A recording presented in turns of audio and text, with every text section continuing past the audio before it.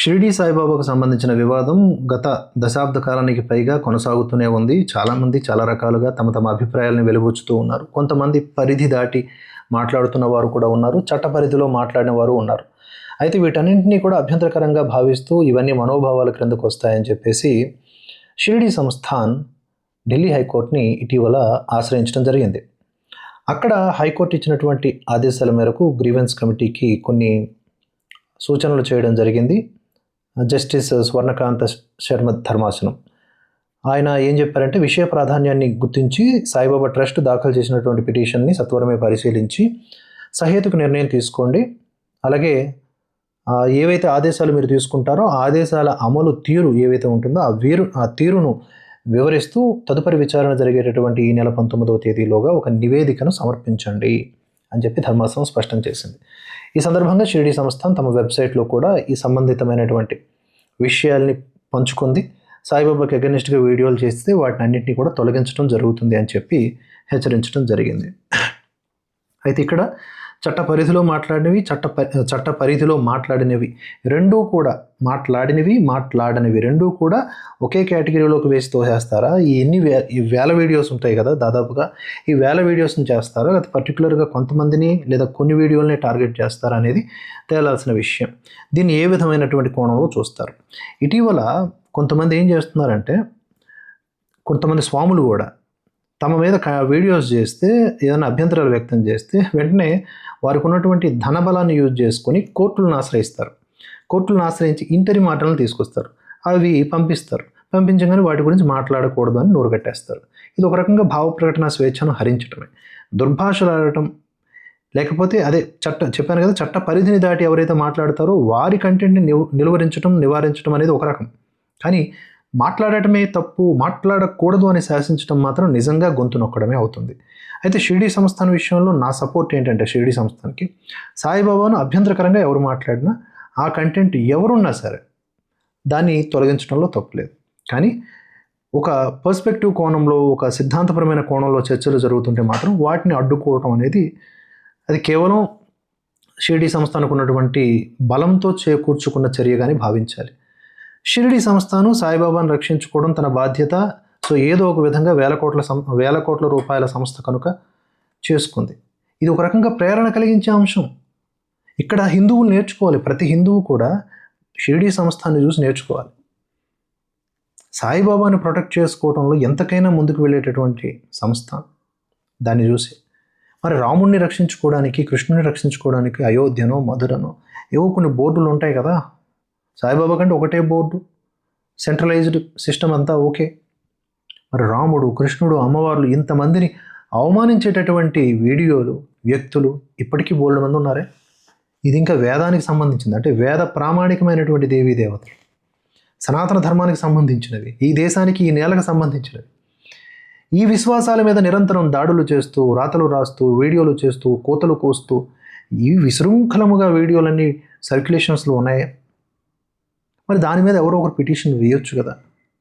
సంబంధిత వీడియోలను ఇదే ఢిల్లీ హైకోర్టు, లేకపోతే సుప్రీంకోర్టు, లేకపోతే ఇంకొక రాష్ట్రానికి సంబంధించిన హైకోర్టు, ఇలాంటి ఒక గ్రీవెన్సీ కమిటీకి, అలాగే కేంద్ర ప్రభుత్వానికి, రాష్ట్ర ప్రభుత్వాలకి సూచనలు చేయొచ్చు కదా. ఎక్కడెక్కడ రాముడి గురించి, కృష్ణుడి గురించి, అమ్మవారి గురించి, హిందువుల గురించి వ్యతిరేకంగా వీడియోలు ఉన్నాయో వాటిని తొలగించాలని. అది సాధ్యమవుతుందా? అక్కడ అది సాధ్యం కానప్పుడు ఇక్కడ ఇది ఎలా సాధ్యపడుతోంది? ఆలోచించండి. చాలా బాగా లోతుగా ఆలోచించాల్సిన విషయం. ఎక్కడో వెనకబడుతోంది హిందూ సమాజం, ఎక్కడో వెనకబడుతోంది హిందుత్వానికి సంబంధించిన సంస్థలు లేదా బోర్డుల వ్యవహారం. ప్రకాష్ రాజ్ గారు ఉన్నారు, ఏమంటారు? రామాయణాన్ని కించపరుస్తారు, ఎటకారం చేస్తారు. ఎందుకంటే భావ ప్రకటన స్వేచ్ఛ. మహాభారతాన్ని కమల్ హాసన్ ఎటకారం చేస్తాడు. ఎందుకు రాయంటే భావ ప్రకటన స్వేచ్ఛ. అమ్మవార్లనేమో విచిత్రమైనటువంటి కార్టూన్స్ వేస్తాడు ఒకడు, అది కూడా వాడి యొక్క హక్కు. రాముడు, కృష్ణుడి మీద అంబేద్కర్ గారు కూడా విమర్శిస్తూ దారుణంగా రాశారు. మరి ఆ బుక్స్ ఆయన రాశారా? రాసిన తర్వాత ఎవరో రాసిన దానికి అంబేద్కర్ పేరు పెట్టారో మనకు తెలియదు, అంత చరిత్ర మనకి లేదు. ఇప్పుడు ఎవరు రాసిన, అంబేద్కర్ గారు రాసినా, మోదీ గారు రాసినా రాముడు, కృష్ణుడికి వ్యతిరేకంగా ఉన్నాయిగా, వాటిని వెంటనే ఏం చేయాలి? బ్యాన్ చేయాలిగా. ఒకరైనా పిటిషన్ వేయలేదే, వేసినా నిలుస్తుందా? అది భావ ప్రకటన స్వేచ్ఛను హరించడం అవుతుంది అంటారు వీళ్ళు. రంగనాయకమ్మ రామాయణ విషవృక్షం అని రాశారు ఆవిడ. మొత్తం రామాయణాన్ని వక్రీకరించి పాడేశారు. ఇప్పటికీ సర్క్యులేట్ అవుతా ఉన్నాయి, సెక్యులర్ హిందువులు కూడా చదువుతూ ఉన్నారు. చదివి రాముడు ఇలాంటివాడా, తర్వాత సీతమ్మ ఆ రాముడు ఎలాంటివాడా, హనుమంతుడు ఇలాంటివాడా అని మాట్లాడుతూ ఉంటారు. ఆ విషవృక్షం అది, విషాన్ని నింపిన తర్వాత రాముడి మీద విషం చెబుతారు. ఆ బుక్ని బ్యాన్ చేయొచ్చుగా, దశాబ్దాల పాటు తిరుగుతూనే సర్క్యులేట్ అవుతూనే ఉంది. బుక్ ఫెస్టివల్లో అది తారాజు వల్ల మెరుస్తూ ఉంటుంది. మరి వాటిని బ్యాన్ చేయాలని ఎవరు పిటిషన్ వేయరే? సంస్థాన్ దగ్గరే డబ్బులు ఉన్నాయి, సంస్థాన్ దగ్గర వ్యవహారం ఉంది, నడుస్తుంది. ఇప్పుడు అన్న నువ్వు వేయొచ్చు కదా అని మీరు నన్ను అనొచ్చు అన్న, మన మీద పడిన కేసుల్ని ట్యాకిల్ చేసేసరికి సరిపోతాయి అన్న మనకి. అప్పుడప్పుడు మిమ్మల్ని అడగాల్సి వస్తూ ఉంటుంది కదా. సో మనం వేల రూపాయలు, లక్షల రూపాయల వరకు కూడా మ్యాక్సిమం ట్రై చేయగలం, అది కూడా మన మీద పడినటువంటి కేసుల్ని ఫైట్ చేయడానికి. ఏదో ఒక రోజు తప్పకుండా గెలుస్తాం. మన మీద పడిన ఏ కేసు అయినా మనం ఓడిపోం. అల్టిమేట్గా అది రాసి పెట్టుకోండి. ఎందుకంటే పరమాత్మ, సత్యం ఈ రెండు మన వైపే ఉన్నాయి.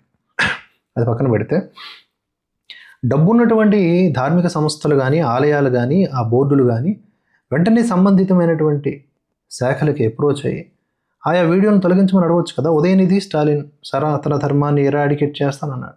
ఆ వీడియోలు సర్క్యులేట్ అవుతున్నాయి. మొన్న అసెంబ్లీ సాక్షిగా మాట్లాడాడు. కోర్టులను సుమోటోగా తీసుకోవచ్చుగా. ఇప్పుడు ఢిల్లీ హైకోర్టే సుమోటోగా తీసుకోవచ్చుగా, హక్కు ఉంటే, అధికారం ఉంటే. నేను అనేది అది కేవలం సాయిబాబాని కాకుండా మొత్తం యావత్ హిందూ సమాజం ఏదైతే ఉందో, సాయిబాబాకు సంబంధించిన భక్తుల గురించి, వారి రక్షణ గురించి మీరు ఏం చేయాలో చేయండి. అది నిజంగా చట్టపరిధిలో లేవు అనుకుంటే ఆ వీడియోను తొలగించండి.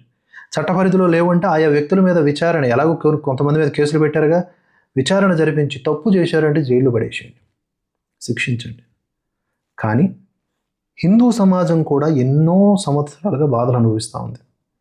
హిందూ సమాజం, వేదానికి సంబంధించినటువంటి వేదోక్తమైన హిందూ సమాజం కన్నీరు కారుస్తోంది. ఈ అవమానాలు ఇంకెన్నాళ్ళు భరించాలని రక్షకుడి కోసం ఎదురు చూస్తూ ఉంది.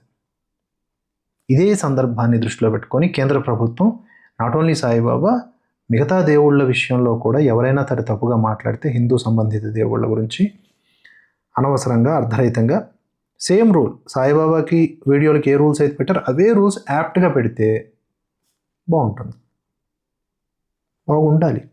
షిరిడి సంస్థను డైరెక్ట్గా ఇది కూడా చెప్పుకుంటే బాగుండేది. మరి కేవలం సాయిబాబా గురించి మాత్రమే వీడియోలు చేయొద్దంది, రాముడి గురించి, కృష్ణుడి గురించి కూడా చేయొద్దని చెప్పుకుంటే తనలో ఉన్నటువంటి ఇంకా ఉదారత బయట కనబడేది. కానీ అది వాళ్ళ డ్యూటీ కాదు.